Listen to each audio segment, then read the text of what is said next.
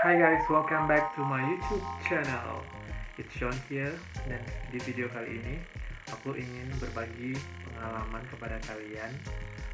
Pengalaman aku ujian di Gute yang berkali-kali nggak lulus. Dan tapi sebelumnya aku ingin cerita dulu kepada kalian. Di saat aku punya mimpi ingin pindah ke Jerman dengan Ausbildung, aku itu di semester 6 ke 7 dan itu SKS aku udah tinggal sedikit, dan di situ aku sangat dilema sekali karena ya kuliah sangat bosan-bosannya. Tahulah kalau semester 7 semester 8 itu pasti kuliah pasti terasa berat karena yang pertama kita harus mengajukan skripsi, harus banyak berhubungan dengan dosen, dengan doping. Terus kita harus lebih sering datang ke rumah dosen atau sering ke kampus. Itu sangat-sangat membosankan bagi aku. Dan disitu aku juga sambil les bahasa Jerman. Aku juga sambil les. Terus aku juga mengambil kursus lain. Jadi di saat-saat itu memang saat-saat yang berat pernah ada di pikiran aku bahwa oke, aku mau meninggalkan sarjana aku, nggak apa-apa, yang penting aku ke Jerman. Tapi untungnya aku berkali-kali nggak lulus. Oke, yang pertama aku cerita dulu. Aku pertama kali mengikuti ujian di Goethe Institute Jakarta. Jadi aku waktu itu ujian di Desember 2018. Di saat itu tiket pesawat lagi mahal-mahalnya, Medan Jakarta PP itu udah bisa tiket promo 2 kali ke Thailand. Jadi memang lagi mahal-mahalnya. Jadi itu aku ingin kasih tahu ke kalian bahwa ujian di Goethe Institut Jakarta itu benar-benar sangat amat susah. Yang pertama sangat susahnya adalah saat kita mendaftar, dan kita mendaftar harus online dan kuotanya itu sangat-sangat dibatasi, sementara yang ujian itu sangat-sangat banyak peminatnya yang untuk ujian di Institut Jakarta. Jadi aku waktu itu ingat banget, aku standby, dia buka pendaftaran itu cuman dari jam 10 pagi sampai jam 5 sore doang. Jadi siapa yang tercepat maka itulah yang dapat. Jadi aku udah sangkin deg-degannya, aku harus berangkat kerja pagi jam 10. Jadi aku cepat-cepat pergi ke tempat kerja, aku hidupin nyalain komputer di tempat kerja aku. Jadi aku daftar pakai komputer aku, karena kalau daftar pakai HP itu lebih susah lagi karena dia tampilannya harus desktop kan. Jadi aku pakai komputer, dan itu aku jam 9 mantengin, belum bisa sampai jam 10. Dan di saat kita udah berhasil daftar, kita mendapatkan email konfirmasi dari Goethe Institut Jakarta bahwa kita terpilih salah satu menjadi kandidat untuk ujian gitu. Jadi di saat itu aku masih ada beberapa pertanyaan di dalam diri aku, gimana caranya, apakah aku benar langsung bisa ngikutin tes, apa aja syaratnya lagi yang harus aku penuhi. Jadi aku udah email tapi lumayan lama dibalasnya, dan aku sempat telepon memang tidak bisa diangkat sama pihak Gutenya. Jadi aku ingin mastiin aja sih apakah aku benar-benar udah fix diterima ujian atau enggak, karena kan aku juga takut dong kalau tiket aku ujung-ujungnya ntar jadi nggak kepake karena aku nggak diterima gitu, sementara aku udah beli tiket di tanggal itu juga. Jadi aku dapat konfirmasinya itu di saat aku dapat informasinya. Aku mendapatkan ada berkas yang harus aku print, tapi di besokannya aku harus terbang ke Jakarta untuk ujian tersebut, karena itu dia email hari Jumat, sementara aku berangkat ke Jakarta hari Sabtu dan ujiannya itu di hari Senin. Jadi itu benar-benar mepet sekali sampai aku lupa untuk ngeprint. Sebenarnya nggak lupa sih, cuman karena hari Jumatnya aku ada les bahasa Jerman sore, jadi keburu malam dan aku belum sempat ngeprint. Sementara waktu aku di Jakarta nyari-nyari tempat print itu susah banget. Terus di last minute aku salah jadwal dong, ternyata ujian aku bukan di hari Senin. Dia jelasin itu kan ada pembagian di hari Senin dan Selasa. Di situ aku jantungan banget. Untung aku pesan tiket pulangnya itu kan PP. Untung aku pesen tiket pulangnya itu di hari Selasa. Jadi hari Selasa itu aku emang sengaja ambil jam 5 karena kan aku membaca kemungkinan terburuk. Jadi kalau seandainya macet atau apa, aku ambil memang di jam sore. Jadi sampai Medan itu aku malam. Dan aku harus ujiannya di hari Selasa dan itu aku jantungan banget karena pesawat aku juga di hari tersebut. Jadi aku selesai ujian itu jam satu ya, buru-buru aku langsung pesan taksi ke bandara Soekarno Hatta. Dan untungnya aku masih nunggu lama dan aku sampai benar-benar capek banget habis ujian. Aku langsung ke bandara, sampai bandara aku kayak yang sedih banget itu karena aku itu mau akhir tahun. Jadi aku kayak buat status mudah-mudahan itu bisa kado di tahun baru kalau aku bakal lulus gitu ya. Tapi ternyata aku nggak lulus. Di situ aku benar-benar kecewa banget. Udah aku ngabisin uang, aku juga benar-benar kayak udah berusaha menurut aku semaksimal yang aku bisa. Guru les aku juga bilang kamu pasti lulus karena ya menurut dia bahasa Jerman aku udah cukup gitu. Jadi memang dari Medan ke Jakarta itu jauh lebih mahal dibanding aku ke Gute Institute Kuala Lumpur. Jadi aku cari tahu bagaimana caranya untuk bisa ujian ke Gute. Kebetulan aku punya waktu itu guru les yang datang ke kos. Jadi kita tuh di kos ada 3 orang yang mau ujian. Jadi kita tuh kayak bayar dia untuk khusus untuk ujian aja. Jadi bahas-bahas soal segala macam. Jadi benar-benar nggak belajar lagi yang namanya gramatik atau kosakata atau apapun itu. Yang penting kita belajar bagaimana cara model soal. Karena kan di ujian bahasa Jerman itu ada 4 kategori ya, Hören, Schreiben, Lesen, dan satu lagi ada 4, Hören, Lesen, Schreiben, Sprechen. Jadi itu harus dipenuhi. Jadi nilai kita yang Hören, Schreiben, Lesen itu maksimal harus 45. Jadi yang Sprechen itu tuh benar-benar wajib harus 15 poinnya. Jadi 45 tambah 15 itu 60. Jadi jika 3 kategori itu tidak mencukupi 45, itu tetap kita nggak lulus meskipun kita Sprechennya tinggi dan ujung-ujungnya nilai kita di atas 60, tetap aja nggak lulus. Jadi yang 3 itu harus memenuhi kriteria minimal 15, 15, 15, 45 dan Sprechennya minimal 15. Jadi kalaupun kita dapat nilai Sprechen 25 nih, terus yang 3 itu nggak cukup 45, tetap aja kita nggak lulus. Jadi minimal nilainya 60 tapi harus memenuhi kriteria tersebut. Jadi aku itu Sprechennya nilainya bagus sekali di atas 20, cuman yang 3 kategori itu aku belum lulus. Jadi sehingga aku belum dinyatakan lulus. Dan setelah itu aku di bulan 3 Maret aku daftar di Gute Institute Kuala Lumpur, Malaysia. Di sana aku semua daftarnya online dan jika kalian ingin tahu linknya nanti aku kasih tahu kalian linknya di Dropbox. Jadi kalian bisa langsung klik. Jadi aku daftar online. Di sana aku email mereka kalau aku dari Indonesia, aku mau mengikuti ujian ini bla bla bla bla, dan mereka kayak kasih kita konfirmasi apa yang harus diisi. Dan ya setelah itu menurut aku di Gute Institute Kuala Lumpur itu lebih simple dan mereka itu benar-benar nanggapinnya cepat, jadi aku nggak harus nunggu lama. Dan kebetulan dari Medan ke Kuala Lumpur juga lebih dekat dan tiket pesawatnya lebih murah. Jadi bagi kalian yang tinggal di Medan dan sekitarnya, aku pikir ke Kuala Lumpur adalah salah satu cara yang lebih mudah. Tapi ya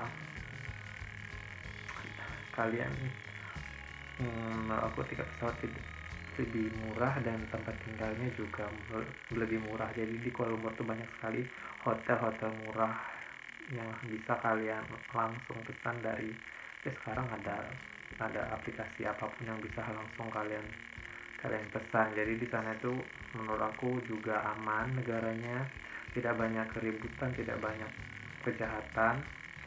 Dan di bulan Maret itu aku ujian yang kedua kalinya, tetap aku harus dengan menyesal aku mendapatkan kabar bahwa aku tidak lulus. Di saat-saat itu aku masih benar-benar nyusun skripsi, benar-benar kayak mau sidang gitu, menunggu sidang. Skripsi aku pun sebenarnya belum selesai tapi tinggal sedikit lagi. Jadi kalaupun seandainya aku lulus di bulan 3 mungkin ya sayang ya, kuliah aku pasti nggak terselesaikan, karena aku waktu itu di bulan 4 atau bulan 5 aku sidang skripsi. Jadi mungkin itu salah satu cara Tuhan, semoga supaya aku tetap menyelesaikan sarjana aku sebelum aku berangkat ke Jerman. Dan lagi-lagi aku sangat terpukul, aku nggak lulus. Dan aku nggak berhenti di situ, aku memiliki kayak niat, oke, ini yang terakhir aku ujian bahasa Jerman yang ketiga kalinya di Kuala Lumpur. Aku ambil waktu itu di bulan Mei, akhir Mei, itu udah mau ke Juni. Jadi hasilnya itu aku tahu di Juni. Dan aku daftar lagi yang untuk kedua kalinya di Goethe Institute Kuala Lumpur. Nah, aku ujian ketiga kalinya di bulan Maret, akhir Maret itu.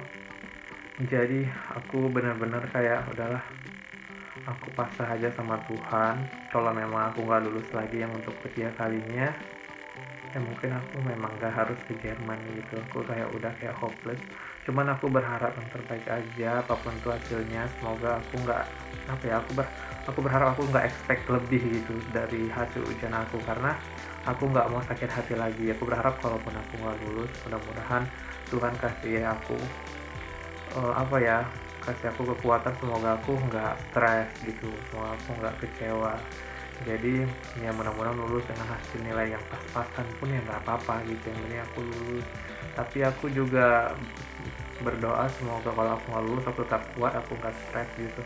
Jadi itu yang ketiga kalinya aku ujian ke Kuala Lumpur.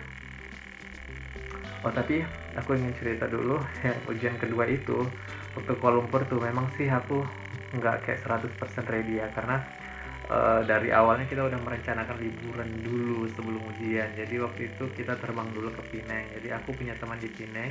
Jadi kayak kita jalan-jalan ke Pineng, ke sini ke sana. Terus dari Pineng kita ke Kuala Lumpur. Terus tiba-tiba besoknya ujian. Jadi mungkin itu juga salah satu kayak yang udah kecapean tiba-tiba besok ujian gitu. Jadi itu mungkin salah satunya kenapa aku nggak fokus. Memang hasilnya itu dikit lagi biar lulus gitu. Terus aku ujian yang ketiga kali ini dengan pasrah sama Allah gitu. Ya udah, aku lakukan yang terbaik apapun hasilnya, mudah-mudahan aku bisa menerima itu. Jadi di malam takbiran tuh ya, kalau nggak salah tanggal 5 kan aku itu ulang tahun. Jadi guru kelas aku kasih tahu hasilnya gitu. Jadi di hari ulang tahun aku tahu kalau aku lulus. Kalau itu aku kayak benar-benar nangis banget gitu, kayak oh my god, aku bakal ke Jerman gitu. Aku akan ninggalin semuanya dengan waktu yang sangat sangat seperti kilat. Terus semua keluarga aku tahu, aku kasih tahu kalau aku bakal ke Jerman dalam waktu dekat. Dan mereka kayak yang shock gitu, oh my god gitu, Jerman itu tuh sangat jauh sekali gitu. Yang awalnya memang semua keluarga aku kayak kurang setuju ya aku ke Jerman, karena mereka bilang ngapain ke Jerman sementara kamu udah sarjana, dan belum pun kamu sarjana kamu udah punya kerjaan yang bagus, hidup kamu udah enak di sini gitu. Tapi lagi again dan again, aku ke Jerman bukan karena uang, bukan karena apapun. Aku ke Jerman memang apa ya, ya as I said di video aku sebelumnya, aku ingin cari apa yang benar-benar aku inginkan di dalam hidup aku, apa yang buat aku happy. Dan aku berharap tinggal di Jerman bisa membukakan pikiran aku, bisa menambah wawasan aku, bisa ya bisa memperbaiki hidup aku yang menurut aku dari dulu benar-benar kayak udah hidup sendiri dari umur 18. Sometimes I feel like I'm so broken inside, kayak aku nggak tahu lagi. Tapi anyway, aku sangat bersyukur. Dan dalam waktu yang dekat, bulan 6 bulan 7 aku wisuda di bulan 7. Kebetulan di wisuda itu orang tua aku sakit, ibu aku sakit, terus ibu ayahku juga menjauhkan keluarga aku di Riau. Jadi benar-benar mereka nggak bisa datang. Disitu aku juga sedih banget. Jadi aku kayak benar-benar sendiri. Aku aja teman aku, ayo dong datang di wisuda aku. Dan ya itu sangat sangat salah satu hari yang sangat mengharukan dalam hidup aku sudah sendiri. Dan ya aku selama itu memang udah berjuang sendiri untuk kuliah aku, 100% itu pakai uang aku, kerja keras aku, semua aku lakukan sendiri dengan hati yang ikhlas. Dan di hari itu aku benar-benar kayak terharu sekali. Aku sudah sendirian dan teman aku datang. Kebetulan aku juga punya saudara di sana di Medan, aku suruh datang, ada yang datang juga. Aku bersyukur. Dari Rampas, kakak aku, abang aku datang. Dan itu adalah hari-hari yang benar-benar kayak hari-hari terakhir aku di Medan. Dan dalam waktu yang dekat aku juga email ke perusahaan bahwa aku akan resign dalam waktu yang dekat gitu. Aku langsung kasih tahu. Jadi aku itu kayak cuman 23 hari notice sebelum resign. Jadi perusahaan aku tuh yang benar-benar kaget gitu, kamu kenapa kok tiba-tiba sekali resign gitu. Yang memang aku bilang gitu karena aku mau pindah ke Eropa, aku bilang gitu. Jadi semua perusahaan aku kaget karena memang aku adalah supervisor di salah satu brand. Jadi memang aku yang menghandle semua toko yang ada di sana dalam udah lebih dari 5 tahun ya aku di sana. Jadi di Medan. Jadi mereka pasti sangat terpukul dengan resignnya aku. Tapi memang rezeki aku memang udah sampai di situ aja. Aku sangat bersyukur bisa kerja di situ, bisa ya bisa mendapatkan rezeki di sana. Aku bersyukur, aku berterima kasih kepada perusahaan aku. Dan dalam waktu dekat itu aku juga ke Jakarta ngurus visa, semua berkas-berkas aku persiapkan dalam waktu yang sangat mepet gitu. Jadi di bulan 9 aku terbang ke Jerman. Aku udah 1 bulan setelah aku 1 bulan resign. Jadi memang gak banyak waktu untuk mengurus itu. Jadi aku itu setelah udah gak kerja di Medan, aku tuh tinggal di kampung di tempat keluarga aku. Jadi aku tinggalnya benar-benar di kampung ngurusin anak bantuin bersihin rumah atau segala macam. Jadi aku benar-benar kayak nikmati hari-hari terakhir aku di Indonesia sebelum aku terbang ke Jerman. Jadi itulah perjuangan aku sebelum aku ke Jerman. Memang banyak sekali hal-hal yang harus aku lewati yang gak mudah gitu. Aku les bahasa Jerman itu 1,5 tahun. Kenapa 1,5 tahun? Mungkin orang-orang banyak yang cuman 6 bulan les udah ujian dan lulus gitu. Aku memang bilang sama guru les aku mau berangkatnya itu masih lama gitu, karena aku masih kuliah. Karena aku pengen belajarnya itu lebih santai, karena kan aku juga kuliah. Jadi aku nggak mau kalau otak aku diporsir banget untuk les bahasa Jerman sementara aku harus kuliah, belum lagi aku harus kerja, belum lagi aku harus les bahasa Inggris kadang-kadang. Terus aku juga harus bagi waktu untuk nge-gym. Jadi it's really really such a busy days. Pokoknya itu hari-hari yang sangat-sangat buat aku sangat-sangat sibuk. Jadi aku ingin semuanya itu berjalan seperti apa yang aku mau. Jadi mau nggak mau kadang aku juga stres sendiri sih. Tapi ya aku mau menginginkan itu gitu. Sometimes teman-teman aku bilang kayak kamu tuh terlalu banyak kegiatan dan stres sendiri gitu. Harus ada yang difokuskan gitu. Mau fokusnya kemana ya?